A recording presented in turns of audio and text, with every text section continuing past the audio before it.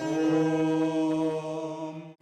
सहनाववतु सहनौ भुनक्तु सह वीर्यं करवावहै तेजस्विनावधीतमस्तु मा विद्विषावहै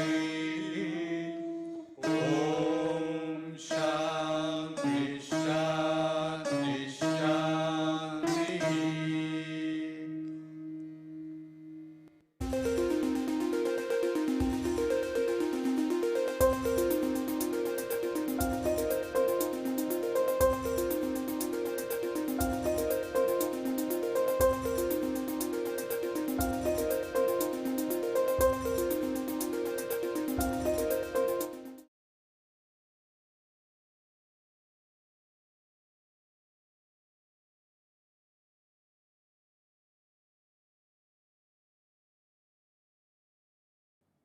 Welcome to the lectures on computer graphics. Today we are going to discuss the second part of OpenGL, the current standard of computer graphics, which is accepted both by the industry and academia. In the last lecture, we have discussed quite a few points about OpenGL. We started with why OpenGL is accepted as a standard, what is OpenGL, what are the different features it supports, starting from what you can draw, what you can shade, what you can clip, what you can render, and what sort of transformations you can provide. So, these were the different features of OpenGL, and we also discussed that the OpenGL is an event driven. Okay, you can visualize it as a state machine. It is an event driven mechanism by which the general flow. We have seen the framework of OpenGL, the general block diagram, in which we talked about per segment operation, per vertex, per fragment operations, pixel operations, geometric data based operations. So, we had seen that framework of OpenGL in the block diagram, and of course, towards the end we also discussed about the abstractions, different abstractions of OpenGL starting from GL, GLU and GLUT, or the GLUT as it is called. Okay. We winded up the last lecture with the corresponding 3D viewing pipeline of OpenGL. So, we will start from there where we left off in the last class, and if you look back into the slide right now, the 3D viewing pipeline of which has been borrowed from the book by F.S. Hill Junior Computer Graphics using OpenGL. I will give that reference at the end, and the other two manuals on OpenGL which we have referred. So, at the beginning you see that this 3D viewing pipeline of OpenGL is similar to the viewing pipeline which we studied in 3D viewing transformations, and we start with a set of object coordinates. It could be a set of vertices mostly, and those vertices could be the vertices of a line, it could be the vertices of a polygon, or it could be the vertices of polylines or whatever it is. So, we start with a set of vertices, it could be points by itself. So, starting with object coordinates which are the vertices, let us say, it passes through what we call as a model view matrix. That is a term in OpenGL called the model view matrix, multiplication of true, it is called a VM matrix, and that generates the world coordinates for you. Okay. That world coordinates is passed through a projection matrix where you define the projection parameters, the perspective orthographic, you define the lookup angle, look at angle, look at vector basically, and when the world coordinates will pass through the projection matrix, it will generate the clip coordinates which are clipped. So, there are clipping tools available for you provided by OpenGL. Okay. And then of course, it goes to a perspective division operation in the canonical view volume to generate the normalized device coordinates, NDC. This is also not a new term for you, we remember the canonical view volume. So, normalized device coordinates, and then of course, it will pass through a viewport matrix VP to generate the window coordinates, and that will be put on the screen or the memory buffer or the frame buffer. So, that is what we see as the block diagram of the 3D viewing pipeline. It is if not exactly same, very similar to the viewing pipeline which we have studied earlier in the course when we talked about 3D viewing transformations, okay, and viewing pipeline. Okay. So, if we look back to the 3D viewing pipeline, we will go through a few stages of this as we go along. Again I repeat, this block diagram is taken from the book by F.S. Hill Junior Computer Graphics using OpenGL.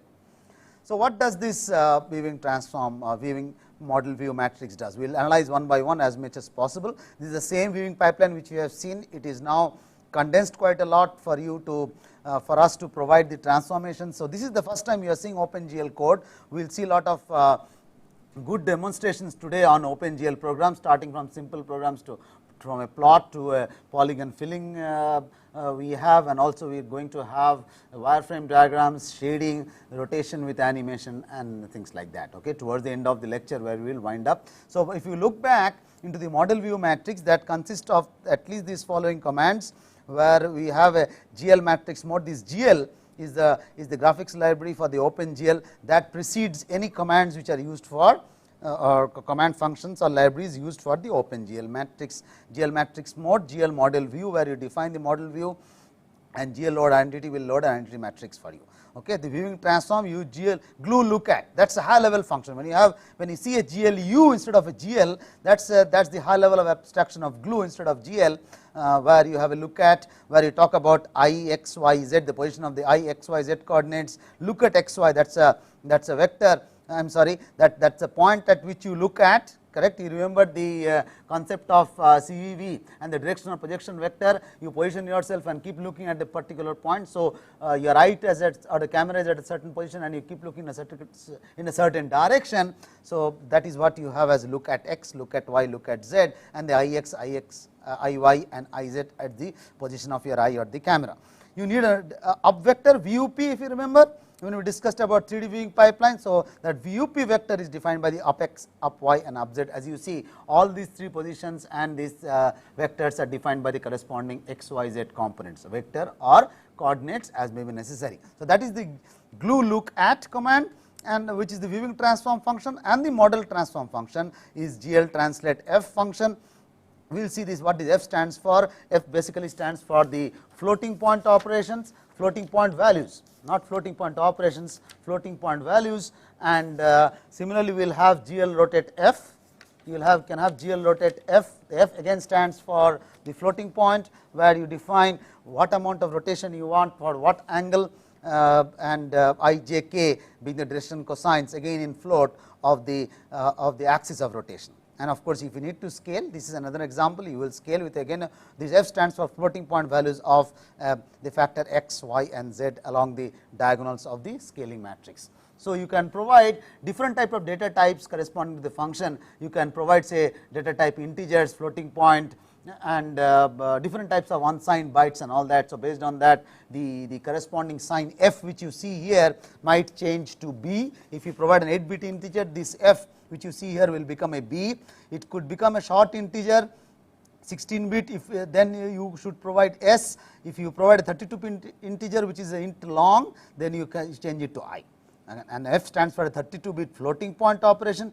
If you change F to D here in any one of these, then you are talking of a 64-bit floating point, which is a double or a long float, okay. And there are concepts called as GL double, GL float, G8 integer, GL byte, depending upon the type definition you need. You can also use UB, US or UI, unsigned integer, unsigned long integer and unsigned short integer respectively, corresponding to B, S and I, which are a byte. 8-bit, B stands for byte, S stands for short integer, I stands for long integer. These are the conventions which are used. Correspondingly, you will have the GL double, GL short, GL byte, GL short and GL integers. Typically, you can similarly have the unsigned byte, unsigned short integer or unsigned long integer. So, these are the different data types which are also supported by OpenGL. You should of course look into the blue book and the red book manuals. I will give the reference at the end of the class today, but I mentioned this in the class earlier. You have to pick up sample programs from the book, either from the book by FSL or from public domain websites, or even from the those given in the reference programming guides. Not reference manuals will not have programs. Reference manuals will have syntaxes of the commands to be used. Programmer's guide will may have some sample programs. Take that and you make it, write your own programs, make your system OpenGL ready. My system is OpenGL ready. We should be able to see demos today, and you should be able to do you should also be able to do the same on your system. Make it OpenGL ready by downloading the DLL's driver files and the header files. Then write a short dot program and see how it works. So, coming back to the 3D viewing model view matrix, 3D viewing pipeline, we are discussing model view matrix which transform the vertices or the vertex coordinates to the world coordinates using some of these or all of these commands here. And of course, these I repeat here, the F stands for the corresponding data type used here, and there are various types of data types which we already discussed, starting from short integer, long integer to float, double, unsigned byte, unsigned integer and so on. So, let us look into the next one, which is the projection matrix. The same viewing pipeline, we discussed the model view matrix. An example, let us look into the projection matrix now, which is a GL matrix mode, GL projection, which you need to define, then a GL load identity matrix, again a perspective projection functional call given by GLUT. That is a higher end abstraction of GL. GL perspective, which gives the view angle for the camera angle, aspect ratio, near Z plane, far Z plane, etc., and other comments for setting the projection matrix can also be given as given in the following. So, if you see the perspective here, as I have used a view angle, aspect ratio, near Z, far Z is enough for you to define perspective. Why? If you remember the perspective geometry, of course, in terms of theory we have discussed at length various types of equations, okay, and perspective transformations as well. Some books tries to simplify.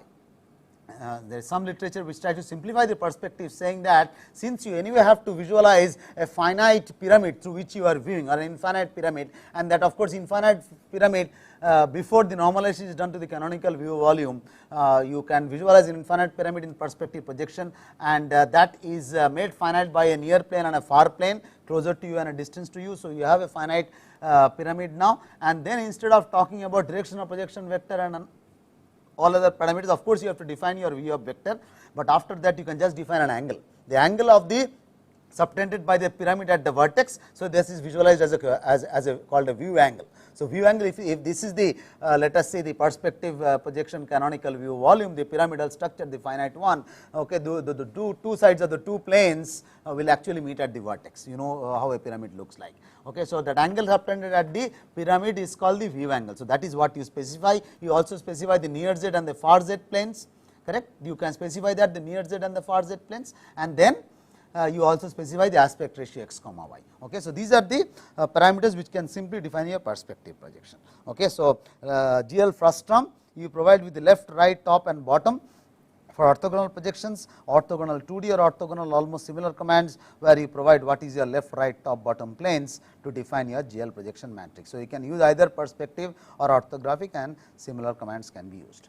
Okay. So, we will move over to the structure of a first structure of a GLUT program or GLUT program, okay, and the rest of the course coverage will be mainly based on example programs. We will talk about the general structure of the GLUT program, and then take one or two examples, and of course, I have 3 or 4 demos which let us hopefully it works in front of you today.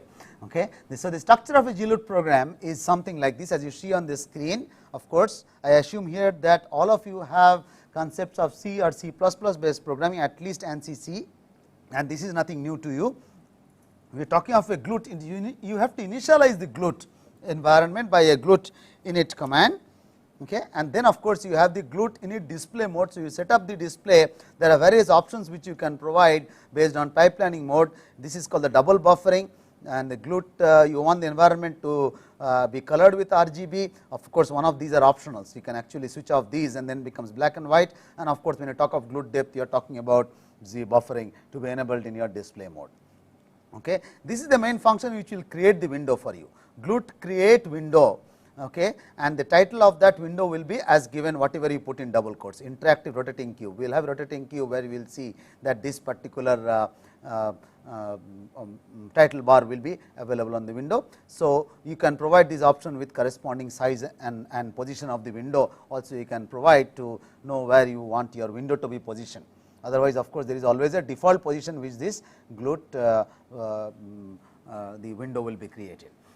I must admit here that I am quite thankful to a few of my research students who have helped me to make these OpenGL programs work for me, and they have worked for me for the last few weeks to ensure that I have some sample programs ready, and they work for you to visualize what exactly goes on in OpenGL. So, let us go back. GLUT create window is what we have discussed. After GLUT init, this is more or less the sequence. We will see a sample program which runs on this system.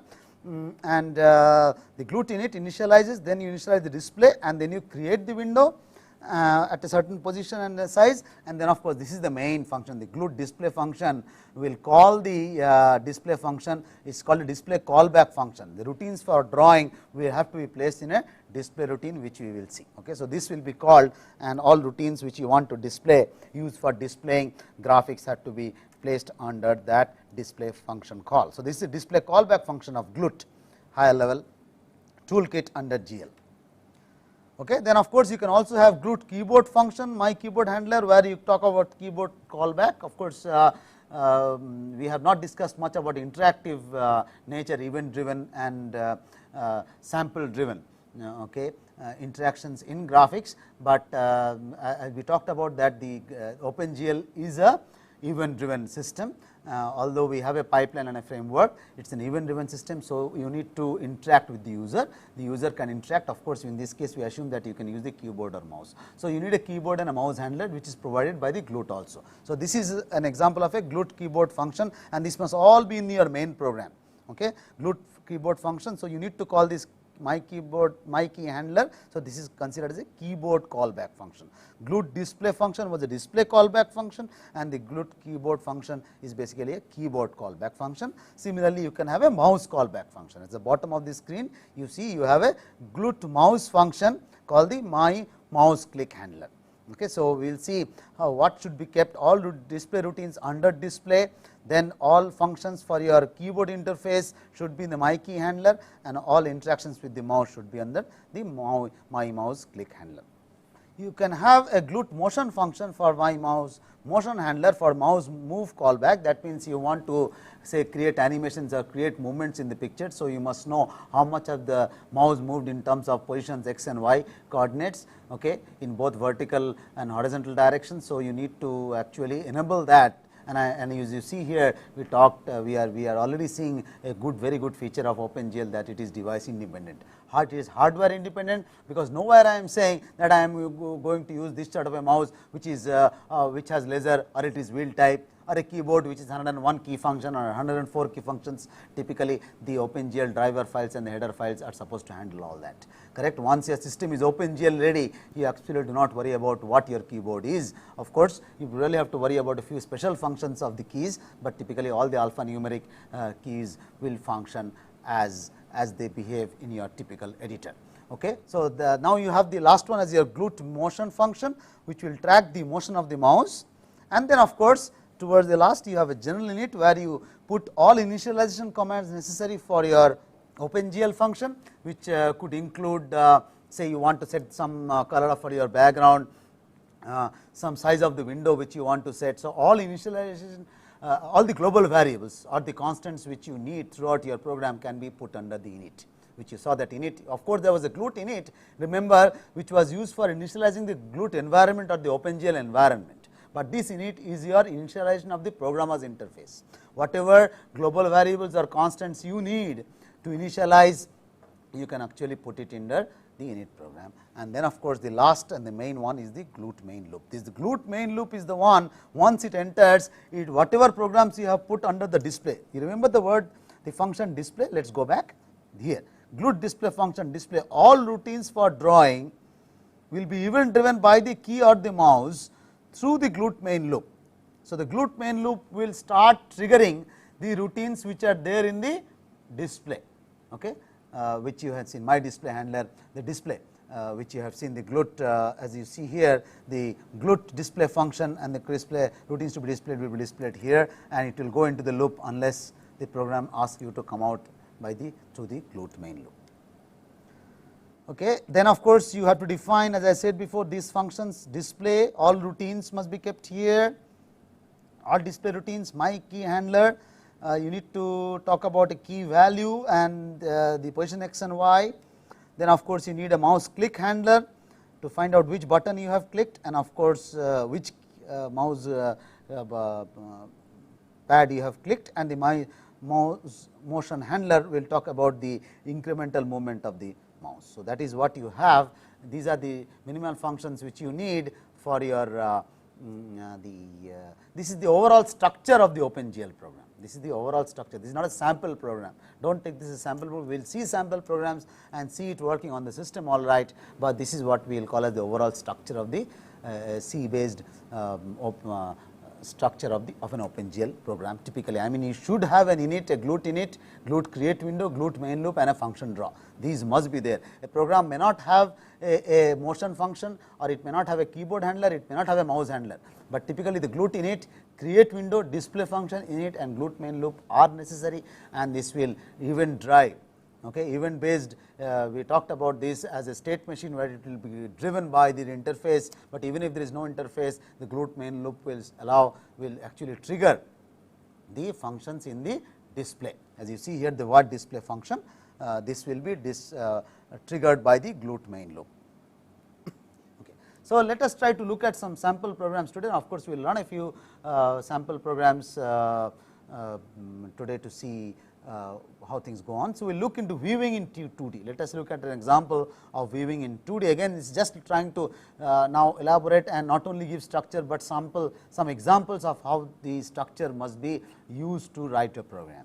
So, we are looking into the init program, let us say the init program, and let us say these are the what I was mentioning earlier, that all initializations in terms of the background clear color, then you might have to define a foreground color with a 3f. Remember, this f has come again, it basically means that this is a floating point value. Then you can define your point size, your matrix mode and identity. Okay, so, these are some of the examples which you can put in your init program for initializing the environment of before the OpenGL starts triggering.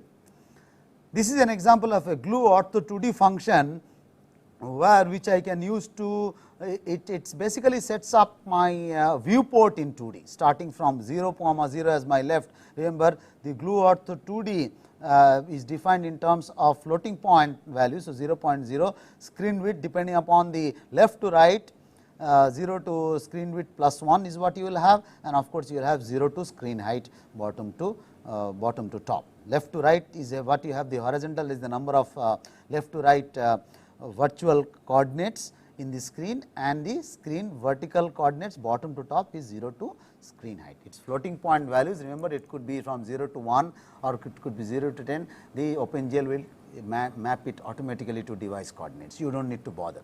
Okay, you do not need to bother, but depending of course, what is the size of your screen which you specified. If you need to basically resize the screen, you have to use some other functions, all right, but this is the user defined coordinates, I will say. The user defined coordinates, say the umin, umax, vmin, vmax is defined from 0 to screen width, 0 to screen height, and that has to be mapped onto certain coordinates based on the window viewport, which you have defined as your display which you have defined using your function for the initializing the screen. So, say it could be that could be from 0 to 640 by 480 window size, or you could have 320 by 480, that is an integer, because those are integer pixels on the screen or the frame buffer. So, the corresponding mapping of the user's viewport to the device screen will be automatically handled by OpenGL. You work in your user specified coordinates, whatever the programmer specifies, and the corresponding mapping will be done by OpenGL. Okay, so, that is what is the example which we saw as viewing in 2D. Let us look into the example of, this was the example of viewing in 2D. Those who want to note down some of these commands can note it down. This is just only a trivial example for you, and let us look into another example, drawing in 2D. Okay, let us look into another example, drawing in 2D, where this is what we mean by a set of commands defined by GL points starting with GL begin and GL end. So, this is a particular set of commands forming an event together. So, that could be triggered by GL points. So, GL point defined by GL vertex 2D. This D stands for the data type double, D stands for the, you remember, the F stands for the floating point, data type floating point, and I mentioned that you can use integer, short integer, long integer, float, double, unsigned byte, unsigned integer, all those GL double, GL integer, all those type of data types are allowed in GL double. I am not giving a comprehensive list of those, you please look into the manual, because this is not a coaching in OpenGL. You have to learn OpenGL, I am only triggering interest into you, so that you know the overall structure.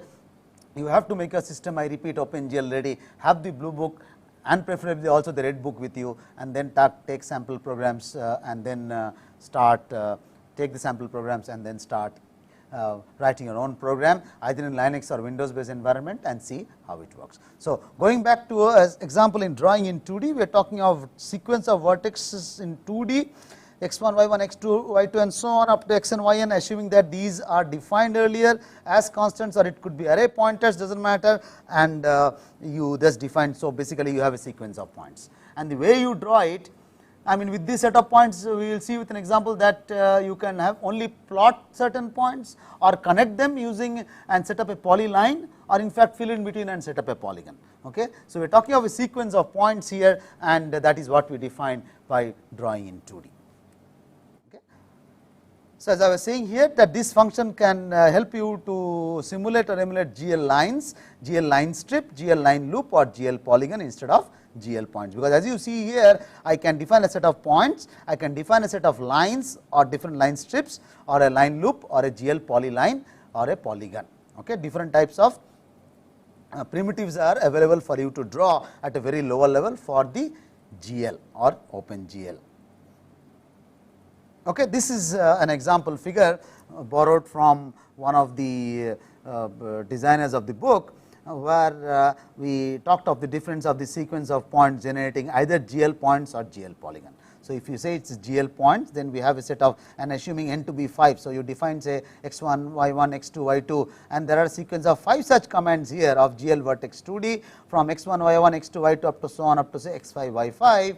Suppose n is equal to 5, then these 5 points, if they are set according to as the x y coordinates as given in the figure, and if they are GL points, then you only have this set of points plotted. If this is corresponding to a GL polygon, then you can have the polygon filled with a certain shade or color or texture, as you would have to specify somewhere else. Of course, the thickness of the point here and the shade which is inside the polygon also have to be the texture inside the polygon, or the color which you want to shade has to be defined a priori, and it has to be defined earlier, and that will drive the state depending upon what type of primitives you are using here. The attributes for those primitives will be obtained from the current state, current state of the OpenGL.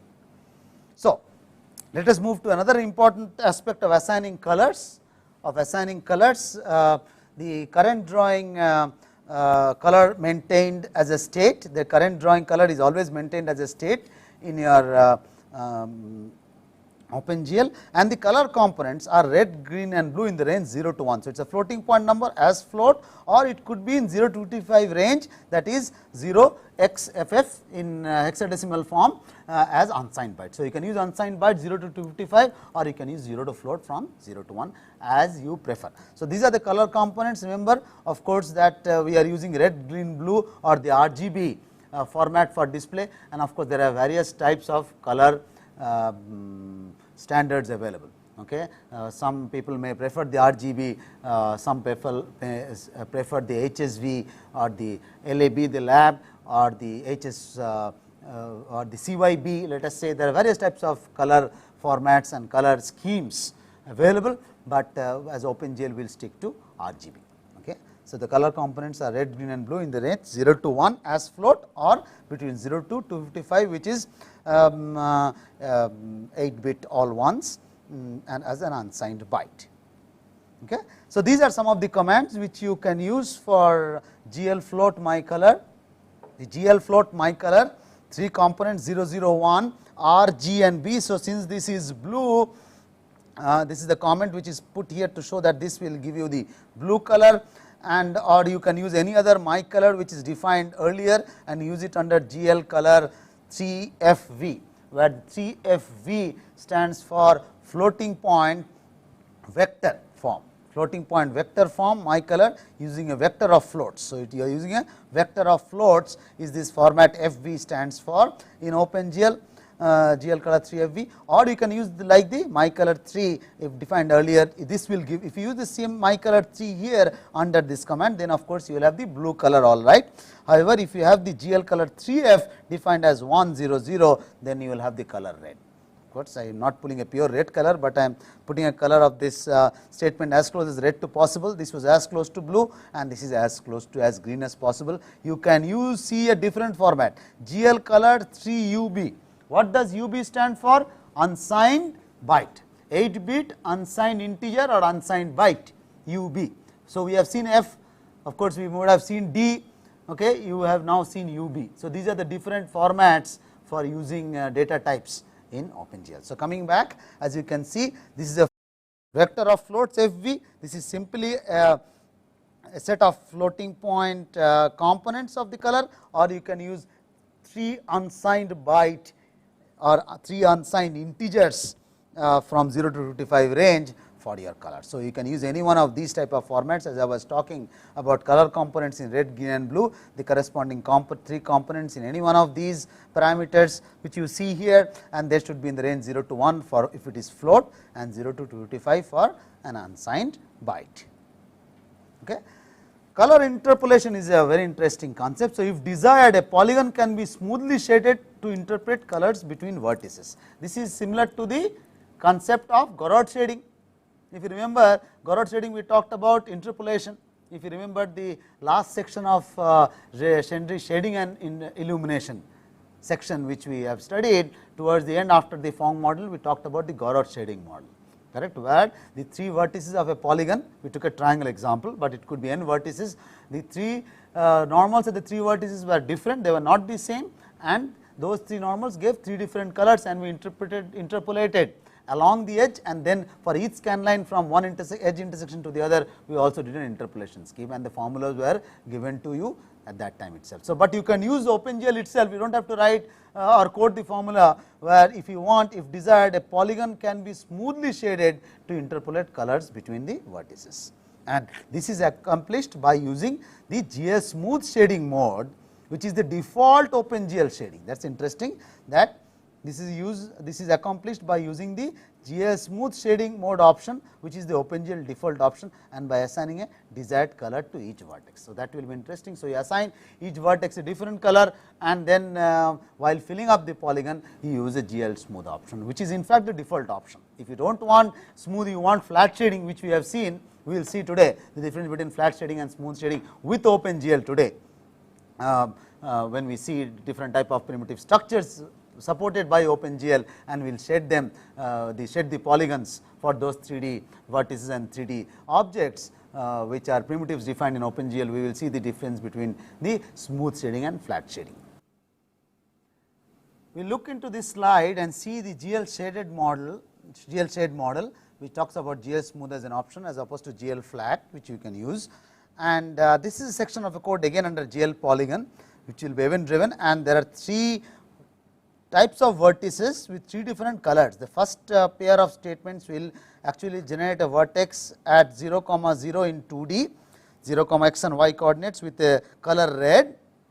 I have given 3 different colors. I hope it is visible for the respective colors for the respective vertices here in the code itself. Similarly, you have the blue color for the vertex at 1, 0 and a green color, because RGB, those are the 3 components. So you have R, then G here and the blue here, and this will be the vertex green at the 1, 1 at coordinates 1, 1, the vertex will be green, and of course you can also specify that a white color will be at a vertex 0, 1. So that will give you a polygon with 4 different vertices, 4 different colors, and of course when you have put a GL smooth, the color will be interpolated. We will see an example of this output, how it looks like. Okay. Lighting up the 3D world, we can talk about ambient light with a source at infinity, or a diffused light from a point source, where the light is of course going in all directions. In case of ambient light, of course it is an approximation of reflected rays. We know that diffused light actually is a case of where the light equally spreads in all directions from a point source, and that source also could be assumed to be at infinity or at a finite distance. Those options are provided to you by the OpenGL. Okay. So, these are the two different figures which talked about ambient light coming from source at infinity or diffuse light going in all directions from a point source at a finite distance. Okay. Based on this, you can talk about a light 0 color, telling what is the color you want, RGB components and an alpha.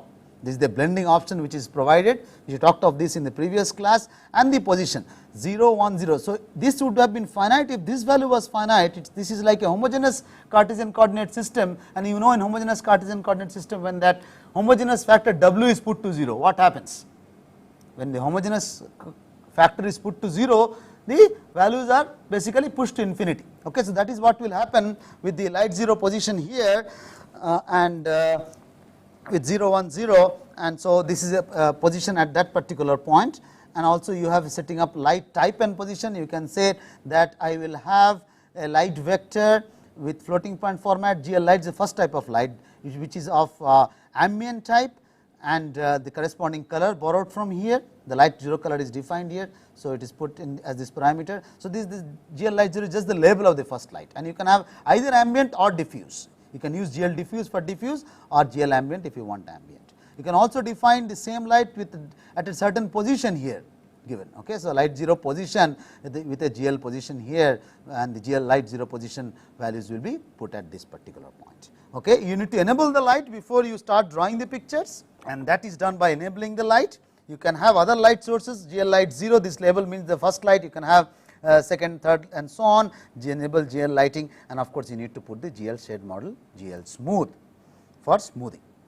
Okay. These are examples of demo 2D curves. We will run the program and go through the sample program for drawing this demo curve, at least for this decaying sinusoid, exponentially decaying amplitude is exponentially decaying sinusoid. We will see this curve, and this is another demo for the how the polyline test and a polygon filling. This is just the polyline, this outer skeleton boundary is drawn. This is a case where the polygon will be filled. We will actually run this program under the VCL C++ Microsoft environment in an XP, and of course, this is the color which I was talking about. So, this is the section of the code which you have already seen, and I will not execute this program, but this is the program output. That means, you have defined 4 vertices red, green, blue and white. If you remember 0 0, 0 1, 1 0 and 1 1, these were the 4, and you had at the 4 red, green, blue and white. Okay. And this is the interpolated shading which you will have for this particular polygon. It gives you a certain different, completely a different picture of which you would not have imagined unless you would have interpolated them. Of course, when you want to have flat shading, all the points inside the polygon will have the same color. It could be full red, green and blue or white, or any intermediate color which you have to specify, and the state model will put the same color in terms of if you provide GL flat instead of GL smooth. Okay. So, this is the demo color here. Let us look into an OpenGL sample demo program, which I have borrowed from the, in fact, most of the programs have been taken from the computer graphics book using OpenGL by F.S. Hill under Pearson Education 2003. This is a simple OpenGL program which will draw that sinusoidal exponential decay curve from you. There is just a, we have used the Microsoft Visual C++ environment. OpenGL test new .cpp is just a single file. We have the corresponding external dependencies for IO and the GLUT, and if you look at the class functions, you will have the main and the my display and the my init, and of course, a few global variables. So, you need to include this gl.h and the glut.h depending upon what you want. So, this is the higher utility toolkit, and the gl.h, of course, you need a few other header files for C and C++. I am skipping those for required for Windows and IO Stream and math. And of course, we are using the namespace, and you define your screen width and screen height here as 640, 480, 680. Okay, this is what I hope you are able to see the cursor at 640 to 480. You define pi for the curve and a set of global variables A, B, C, D. Look at the my unit program now. If you look at the my unit program now, well, there is a clear color. That means you set it up to the foreground white. Then of course, then you have defined your color as black, point size is big 3.0, matrix mode is GL projection, although there is in fact this is not necessary in this case, we are not projecting anything. GL ortho 2D is basically what we defined here as screen width 0, 0, and then of course, you have GL double screen height. 0 to screen width, you see the parameters glue ortho 2D. The glue ortho 2D here, you see I am discussing this section glue ortho 2D. Okay. This section glue ortho 2D is from 0 to screen width, which is here 0 to screen width and then 0 to screen height. Okay. That is the GL double both, and these are all defined earlier. Screen width, screen height are defined here, as you can see as 640 by 480. Okay.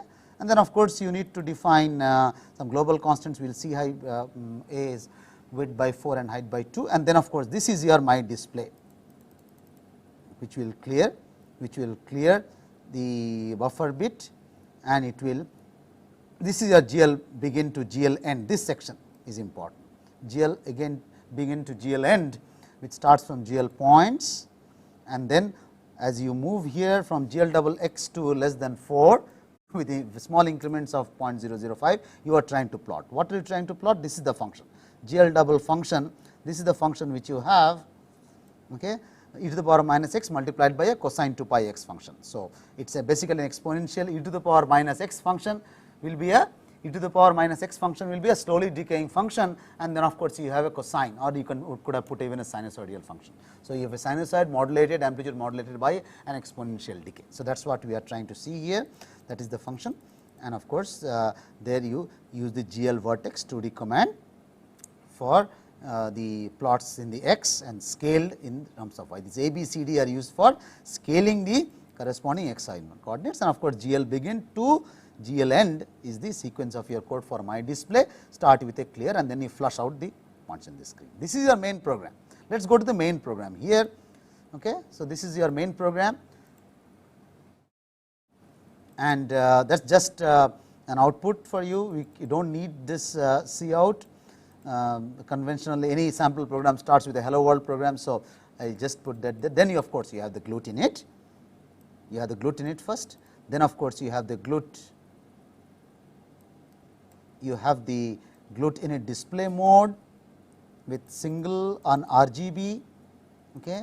Then you have the GLUT init window size. You specify a certain width and height, and you say in which position of the screen do you want this. Which position you want the screen, you also specify that, and this GLUT create window will open up a window of size, screen width by screen height. This is defined as global variables earlier at a position 100, 150 at the top left, and the title of that window will be dot plot a function as given here. Okay. Dot plot a function will be the title, we will see that when we run. And then of course, you need to provide the GLUT display. This is the main section of the code. GLUT display function my display will run the my display. What will it run? This my display part will be executed here, which is the section given here. This was the my display section of the code, which will be executed after in the main program after it visits the GLUT display function will be enabled, and the my init we have already seen how to use this. My init does the global variables and initialization. This is the my init function. We have visited this already earlier. Void my init function of the code is this section of the code. This section of the code is my init. So, my init was defined, my display is also defined. So, they are again called callback function for display and is what is used here. GLUT main loop will actually drive after the init. My init, after the my init is over, the GLUT main loop will drive the my display callback functions and keep on processing. It does not have any interaction, this does not have any mouse handler, key handler. So, let us compile this, let us see what happens when we compile this function.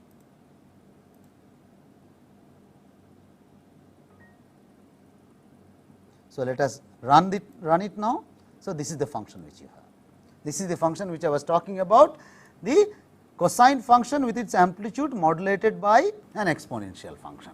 Okay, the exponential decay of the amplitude, as you can see, and the oscillation of the cosine and the sine, and as you can see the coarseness of the separation of the points is very coarse here, very large here in fact, and it is very fine at this particular point, because as you move with x, the y variability is very high at the beginning and is very less at the small. That is why the interpixel gap, it does not give a very pleasing effect. Okay, does not give a very pleasing effect. This can happen in the plots unless you take some special care. We have a set of sample interactive demos. It starts with this plot, which we have seen already. That is a passive plot. If you run it again, it will have the same option. That is what you have. it plots that function which we have seen with the example programs. I may not have time to go through the other programs. I have 3 other demos which we will go through, and if time permits, one of the example programs we might take up at the end. The next one is a polygon filling algorithm, and let us run this program and see. Okay. As you can see here, that is a improved polyline editor, and let us start with a simple triangle. Okay. So, that is filled. Okay. So, let us run it again.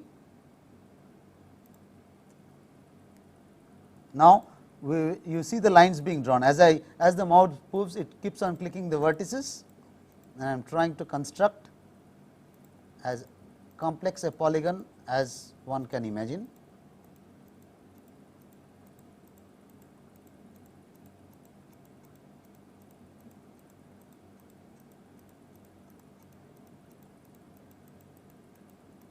And hope that for the time being that the sample program, courtesy borrowed from books, but generated by the help of my research students,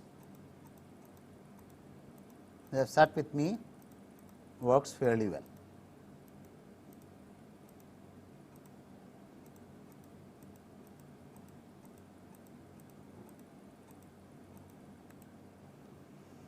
As you can see here, all the interior you can visually select any point and do an inside outside test and see that the interior part of the polygon is shaded and by a color white, background being dark. Okay. Let us draw a concave polygon and see what is the result.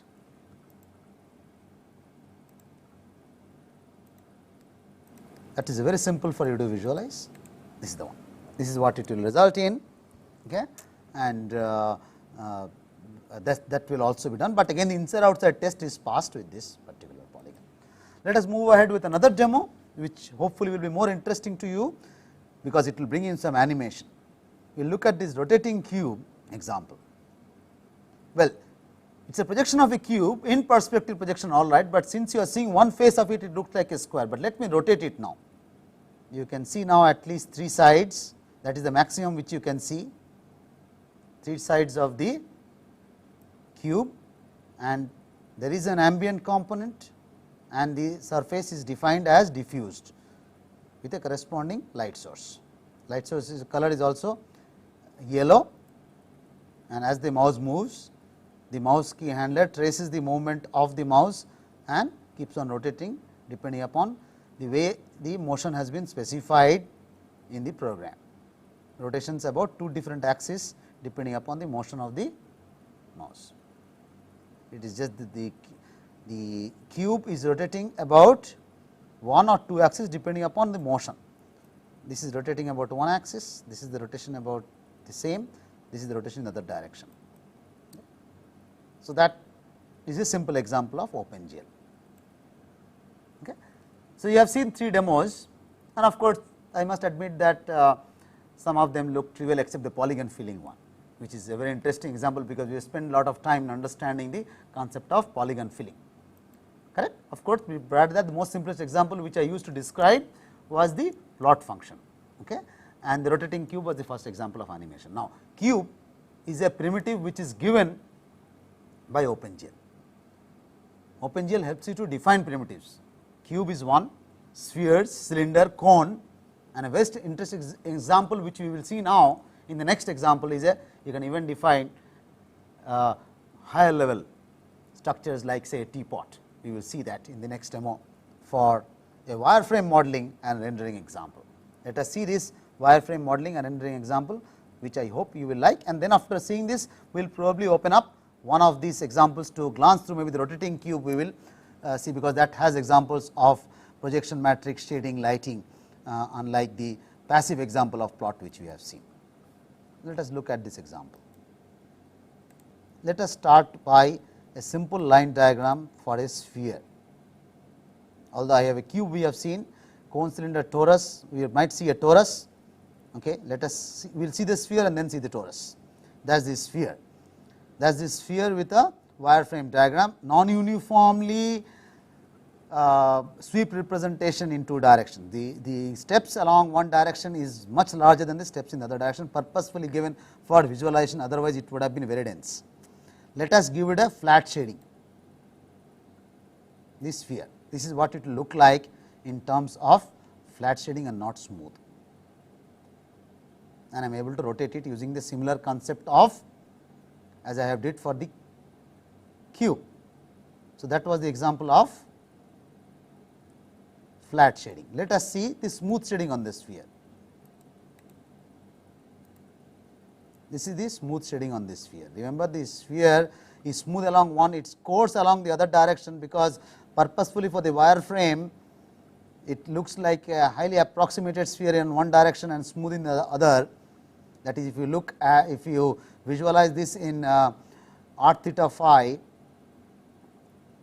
domain, then in one direction of along theta, the steps for the generating the wireframe tessellation is very fine, it is coarse in the other direction.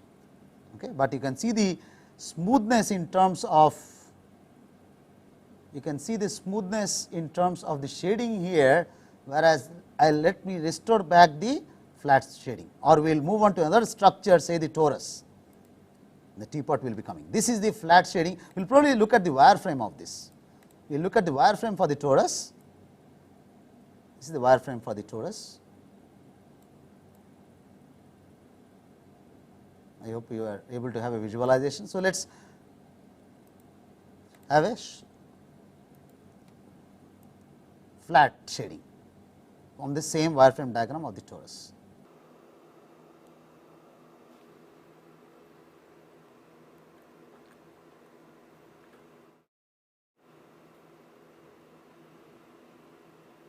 Let us change to flat, smooth shading from flat for the same torus.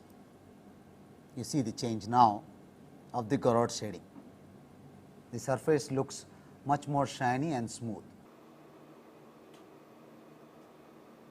compared to the flat shading. I hope this illustrates much. Of course, we have seen these examples earlier when we discussed rendering and illumination models, but along with animation it and a good lighting model. The light is coming from the top right of you towards the object, as you can see, and you have certain sections which are dark, certain sections which are very bright. This is also a primitive, the torus wireframe is a primitive defined as a feature provided by OpenGL, in fact, so which you can be used. Let us take an interesting wireframe diagram for the teapot, which is also a very good feature supported. Let us look at this teapot.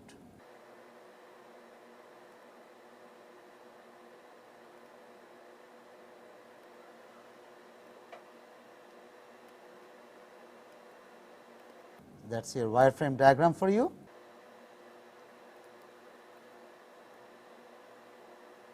I hope you are able to visualize the structure in spite of the dense wireframe diagram of the teapot. The top lead coming up. Okay. So, let us provide a flat shading for this structure. Let us provide a flat shading for this structure. This is the flat shading model. Okay. That means, all the polygons and triangles within this particular structure is shaded flat. Let us forget the bottom part of it. Let us look at the front. Yes. Now, as you can see here, the flatness, you can see the effect of aliasing due to flat shading on the surface of the structure of the teapot.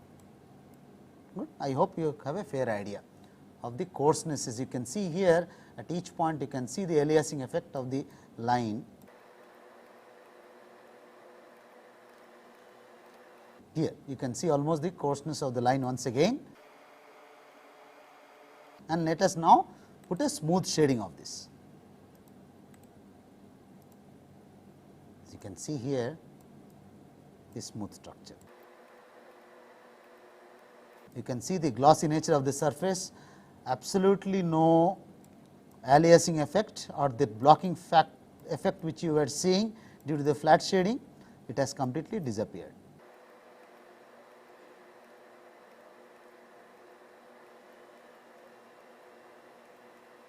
This is the teapot for you. You can see the glossy nature with no effect whatsoever of the blocking effect on the surface, which looks very shiny.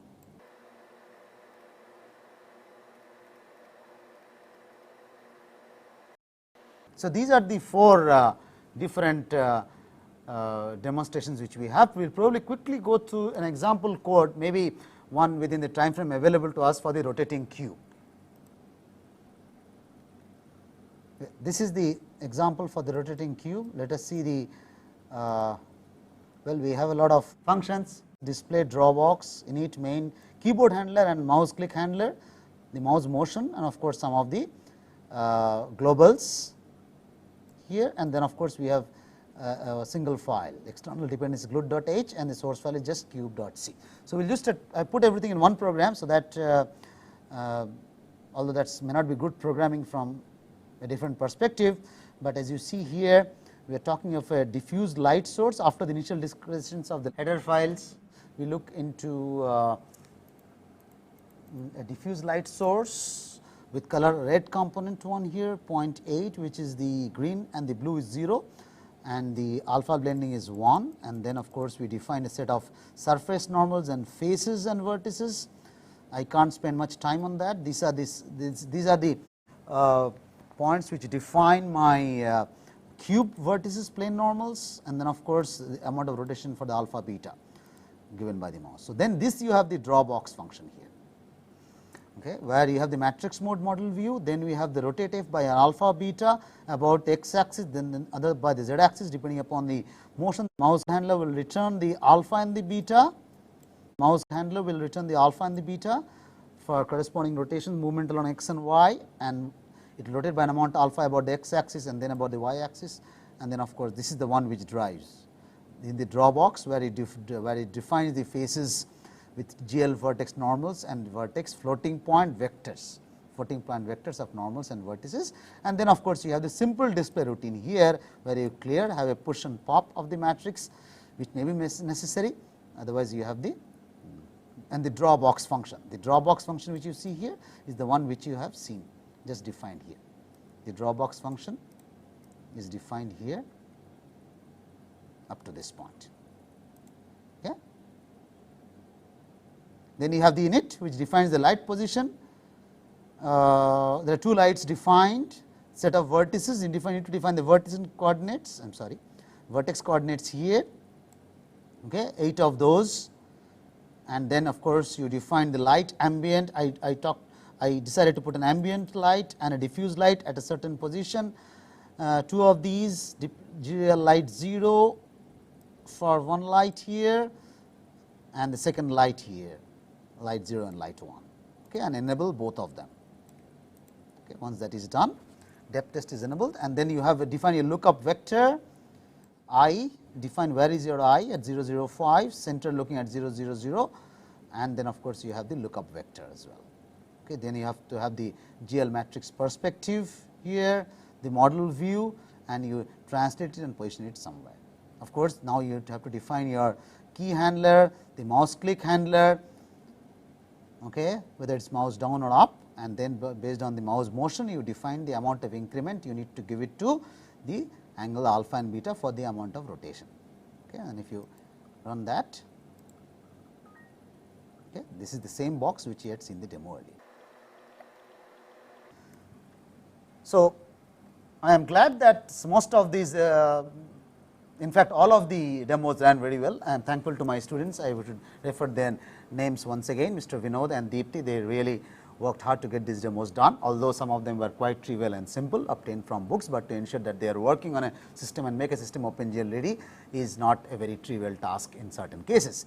I give a list of reference books which you must obtain to use programs, know about OpenGL, know about OpenGL features, and also get the syntax of the functions and data types, etc. Both the red book, this is called the, I am sorry, this is the red book, this is the red book by Addison Wesley. You can download it from this website. Hopefully, it will be this will be available as long when you are viewing this lectures, and also you have them in the blue book of OpenGL as given here. Of course, if the sites the URL changes, please go to some search engines and type the red book and blue book here, the blue book and the red book for OpenGL, and you should be able to get a link. And of course, most of the contents and programs have been borrowed from FS Hill Junior.